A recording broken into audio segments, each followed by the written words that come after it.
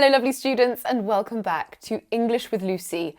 You are going to learn the English that I use on a daily basis, and I'm going to teach you in the most interesting way possible through a real story. As I go through this story, you're going to hear some English phrases that I use every day, and these are real world English expressions and idioms that I use in my everyday speech, and you're going to hear them in context, which is very important, and then after I'll explain exactly what they mean.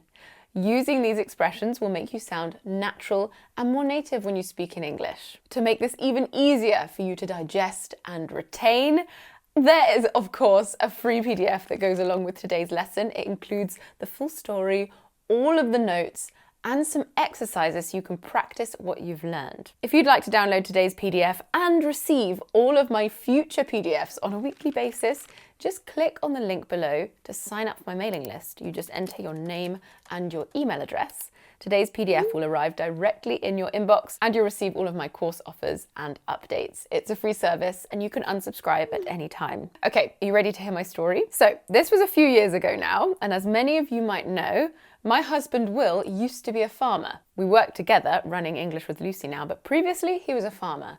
And because his birthday is in June and clashes with the high season, the busy season in his particular area of farming, he had never had a birthday party as an adult, ever. And this broke my heart. It was going to be his 30th birthday, so I wanted to arrange something really special for him.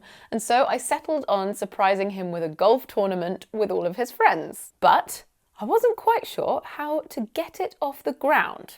So I turned to one of Will's good friends, Charlie, who first told me it was the best idea ever, go me, and then he gave me some advice. He said, if I were you, I'd call the club first. Then get a small group together to play and invite the partners for dinner afterwards. Okay, I'm going to interrupt myself here and draw your attention to a few of those everyday English phrases. And the first was to get something off the ground, which means to make something start to happen or to succeed. And this is such a common phrase among native speakers. An example, I have so many ideas, but I never seem able to get them off the ground. The next phrase was the best idea ever, and we use this structure with a superlative a lot in English to respond with enthusiasm.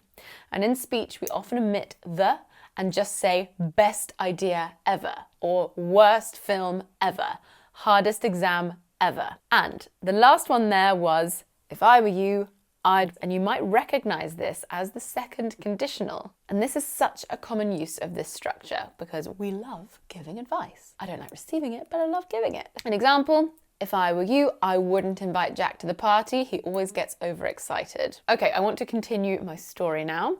So I went to the local golf club and I told them what I wanted. And they were all, what a brilliant idea, blah, blah, blah. And they told me that they had a special menu available around the time that I was planning Will's get-together. The chef even popped out and said, ugh, you're in for a treat. Now, it looked a bit pricey, but they assured me it was well worth the money. Then they started recommending me some very expensive whiskey that I could have ready for Will when he finished playing. I politely said, I'm not sure about that. Let me have a think. All right.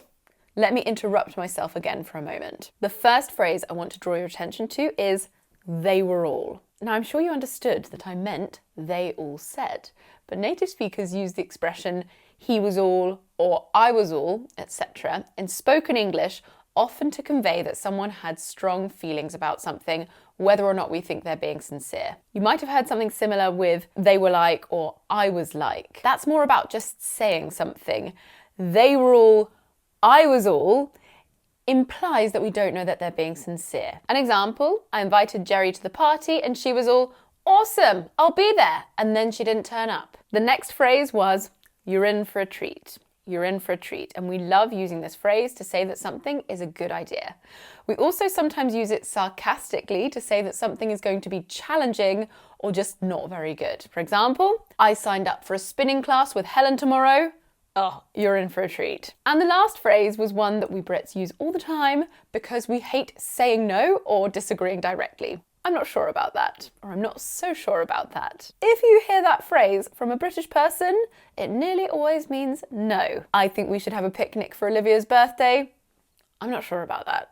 It's going to rain. I followed that up with the phrase, let me have a think. Let me have a think. And this is another really common expression that basically means no, but I don't want to say it right now. Very British. Sorry. Oh God, I've said sorry. Okay, back to my story. I got the ball rolling with the invitations by calling some of Will's closest friends. I said, are you free on Saturday the 3rd of June? Do you fancy coming down to celebrate Will's 30th? Okay, we've got 3 more great everyday English expressions in there. The first was to get the ball rolling, and this means to make something start to happen, very similar to get it off the ground, to get something off the ground, to get the ball rolling, or to start the ball rolling. An example, it looks like no one wants to speak first, so I'll get the ball rolling. Next we had, are you free on? Are you free on? And this is one of the most common ways to ask someone to attend an event that you're planning. Are you free on Sunday? We're thinking of going out for a pub lunch. And the last one was, do you fancy? Do you fancy? Which is another way to ask if someone wants to do something. Do you fancy going out for a bite to eat? Would you like to? Does this interest you? Before I get back to my story, there's one extra thing I want to mention. I said Will's 30th, not Will's 30th birthday. It's very common to shorten significant birthdays like this. Lucy's 18th, Pete's 60th. You can do it for less significant birthdays, my 25th, on my 24th, for my 58th. Okay, here's the final part of my story, and this is where it gets good. The forecast said it was going to rain on the day, but I decided to play it by ear and didn't make any other plans. It turned out to be gorgeous weather, and Will was over the moon when I told him what was happening. When we got to the golf club, it turned out that I had been told the wrong prices, and instead of £60 a head, it was £100 a head on Saturdays. I literally trembled as I handed over my credit card. He and his mates played a round of golf and had a tipple between holes. We finally sat down to eat, and Will, who was feeling very happy, slightly tipsy and very generous, accidentally said, don't worry guys, we got this. He accidentally offered to pay for everyone's meal. Now bear in mind that the golf club had already put their prices up, so it was going to be incredibly expensive, but we were also in the middle of a mortgage application, so cash was a bit tight. At the time when I had to pay for all of those rounds of golf and a meal for, I think, about 14 people. But what could we do? Everyone had an amazing time, and they said the food was out of this world. We finally called it a night at about midnight. I needed a little lie down when I saw the bill, but it was Will's first birthday party in about 10 years, so no regrets. So that's my story. I'd love to know, has anything similar ever happened to you? Have you ever ended up spending a lot more than you originally planned? I'll remind you to write about it in the comments at the end of this lesson, but right now we have to look at the final set of English expressions that I use virtually every day. And the first one is to play it by ear, which means to deal with a situation as it develops rather than making plans. An example, I don't know how many people are coming, we'll have to play it by ear. The next is to be over the moon, which is how Will felt when I told him about my plan. This means to be very happy, and we use this idiom a lot. My sister was over the moon when I offered to babysit her children for the night. We also have the phrase, we've got this, or we got this. If you say, I've got this, or I got this, it means I'll pay for this. Don't worry, I got this. I got this is very slang. I've got this is slightly less slang because it's more grammatically correct. Don't worry about lunch today. I've got this. I owe you one. Next was to bear in mind, And this is such a common expression that we use to say to remember or to consider a piece of information. Bear in mind that I only cooked for 10 people, but over 30 turned up. The next one was out of this world, which is a way to emphasize how fantastic something is. The decorations were out of this world. The second to last phrase is